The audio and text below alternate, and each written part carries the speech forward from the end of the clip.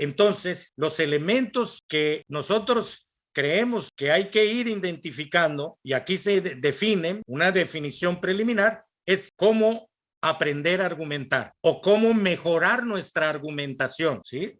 Ese es el primer elemento. Y hay muchas teorías argumentativas y a veces más se ha desarrollado la teoría de la argumentación en una ciencia como la jurisprudencia, por ejemplo, pero hay muchas teorías que no solo abordan los fundamentos de la argumentación en el discurso científico o en las funciones del lenguaje discursivo escrito, que tendríamos que ir revisando. El papel y el rol de los autores, el papel nuestro, el redimensionamiento, el cambio de nuestra cultura, el rediseño. ¿Cómo nos relacionamos con el tema que veíamos anteriormente de la debilidad de la información y de la debilidad de saber informar? Tiene que ver con una categoría que se denomina la bibliografía anotada y que aquí en el documento ustedes van a ver un abstract categorial sinóptico de definición. ¿Cómo logramos como autores de un escrito científico? Fíjense, no empezamos con la apertura del escrito. Lo más difícil es su cierre. No es nada fácil, como dice alguien, el síndrome de la página en blanco, que todo escritor, todo, no solo en ciencias sociales, en cualquier ámbito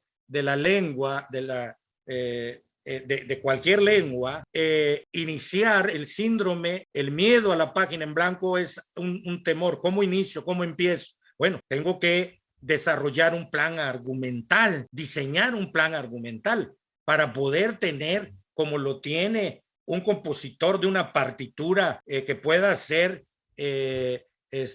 una sinfonía de cualquier naturaleza. Se tiene que hacer una composición y se tiene que fundamentar en el pentagrama. Bueno, para nosotros ahora es un gestor o de texto, que es el Microsoft, en este caso el Word. Y entonces, ¿cómo se cierra? ¿Cómo cerramos un texto? ¿Cómo citamos? Diría, de serio, es muy elemental, sí, pero muchas de las veces por las que son rebotados los textos científicos, en cualquiera, no estoy hablando del monopolio que está jugando el artículo científico, del cual yo no tengo nada contra él, al contrario, pero si nos toca ser ponentes, ¿cómo puedo llevar un informe científico con el rigor necesario? Ahora sí, con el rigor, con el estilo que me piden por el Congreso, que está alrededor de una comunidad científica, y qué tipo de estilo, de forma y estilo maneja esa convocatoria, y yo tener que adaptarme. Por lo tanto, no me puedo volver un super especialista en el manual APA. Tengo que también saber del manual Harvard, del Chicago, del LSM, entre muchos otros.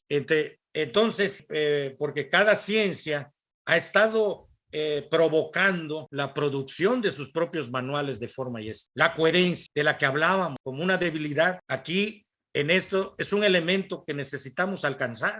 Necesariamente necesitamos alcanzar la coherencia. ¿Cómo? Bueno, aquí en este instrumento nos vamos aproximando a cómo lograrlo de una manera. Este instrumento, que es una guía desarrolladora, junto con el otro que vamos a plantear, es para irnos dando los ilustradores, la cohesión de la que hablábamos en la escritura del texto, la concesión, que es el otro término, de las estructuras y de las relaciones textuales que la ciencia del texto propone, Contiundan Denjan Digi, ciencia del texto, los conectores y los marcadores de texto, que es como cuando empezamos nosotros a dominar un idioma, que es lo primero que cualquier método de aprendizaje nos dice: aprende vocabulario y verbos, todos los que puedas, porque si no aprendes vocabulario y verbos, no vas a poder hablar ese idioma. Aquí los expertos nos dicen: tienes que tener una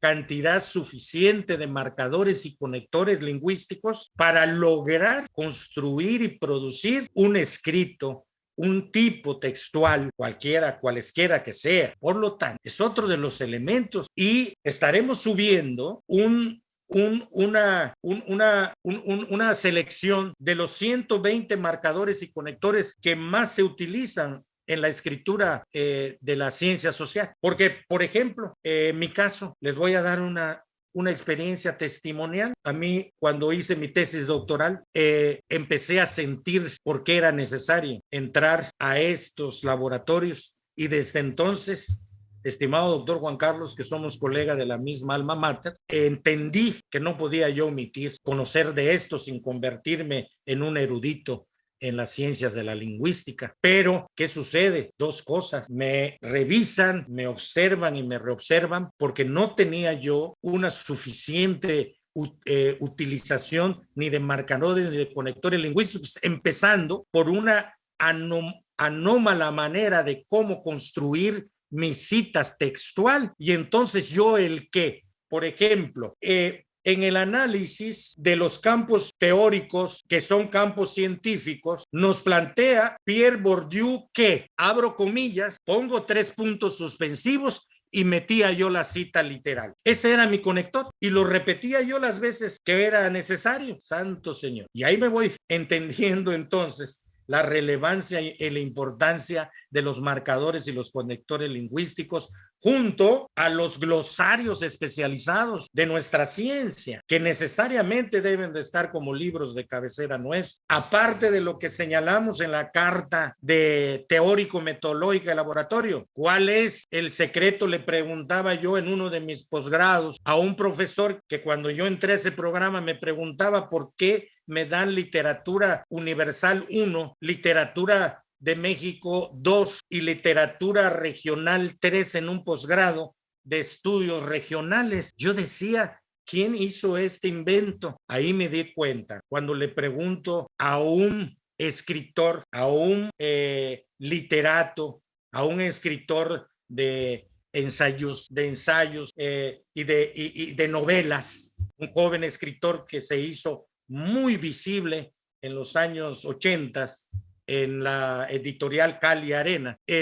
Yo le pregunto, profesor, así apenado, doctor, ¿por qué tenemos en esta maestría que estudiar todo esto y por qué nos pone usted a leer tanto? Oiga usted, Desiderio, porque nadie puede escribir bien si no lee mucho. Y no lee, no solo el lenguaje técnico de su ciencia, tiene que leer y ser culto. Un investigador tiene que ser culto, Desiderio. ¿Y sabe usted qué? Váyase a la biblioteca, escoja 10 novelas como castigo a su pregunta y me las va a resumir como tarea. ¡Wow! Bien aprendido. Y entonces, otro de los elementos, colegas, es la connotación y el contexto en su significación completa. El contexto general, ¿qué juega? ¿Qué papel juega en el modo de producción de la comunicación científica? La contraargumentación, la deducción o la inducción, que luego solo pensamos que se trata de un método de análisis y así nos los enseñan en metodología de investigación de la ciencia. El encadenamiento de las oraciones, cómo lograr este clic que parece algo tan sencillo y que en la teoría de la composición de las relaciones intratextuales juega un papel y un rol tan importante. ¿Cómo convertirme? Yo digo, porque yo también estoy trabajando para lograrlo ser algún día. No sé si lo logre, ser un escritor estratégico. Y ahí está bien, este es el instrumento de que nos pide igual entender, comprender la composición, las relaciones y las estructuras de la escritura académica, el estilo, que el estilo no es la forma, cómo escribir desde nuestra ciencia. Imagínense lo que nos decía la doctora Hilda, y por qué es entendible. Si cuesta trabajo lograr el estilo riguroso desde nuestra ciencia, imagínense si estamos reunidos en un grupo interdisciplinario, poder construir un metalenguaje y un metaestilo para comunicar un proceso de comunicación, de investigación que desborda las fronteras y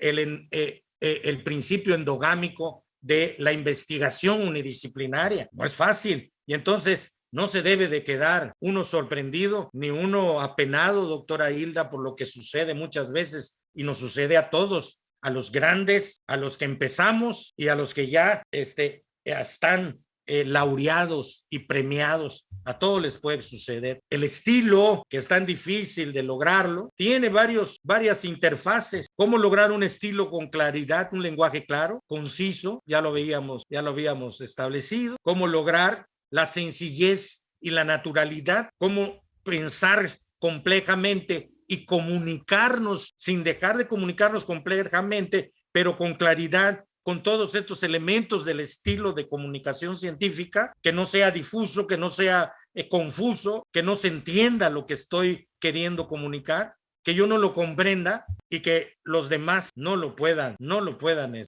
leer ni siquiera. ¿Qué papel juega el inciso gramatical en toda la teoría de la composición, de la unidad textual, del párrafo, de los encadenamientos textuales, intertextuales e intratextuales? La inferencia, el papel de la inferencia y el lector activo, las líneas de argumentación, lo que señalábamos, cómo las construimos. Y aquí viene un mapa, un modelo mental que se aporta, del cual no voy a tratar por razones de economía de tiempo, pero que ustedes lo van a poder revisar en la aplicación Drive de laboratorio. ¿Qué es la literatura gris? Nos han dicho de muchas cosas a los científicos sociales y a los científicos que están en las ciencias humanas, que rebasan las ciencias sociales. Escribimos literatura gris. Cuando a mí me lo dijeron, pensé que me insultaban, ¿no? Me estaban haciendo un grandísimo favor, salir de la literatura gris y saber por qué era importante aprender a lograr hacer mapas de ensayo del modelo textual